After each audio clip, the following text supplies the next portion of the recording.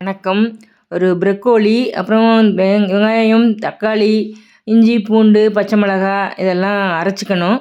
அரைச்சிட்டு ப்ரக்கோலிய மஞ்சப்பொடி, உப்பு கலந்த தண்ணியில் சுடு தண்ணி கொதிக்க வச்சு அப்புறம் இறக்கி வச்சுட்டு அதில் போட்டு எடுத்து வச்சுக்கணும். அப்புறம் அவ்வளோதான். தேங்காய், கொஞ்சம் சோம்பு, அப்புறம் கசகசா இதெல்லாம் போட்டு தனியாக அரைச்சி வச்சுக்கணும்.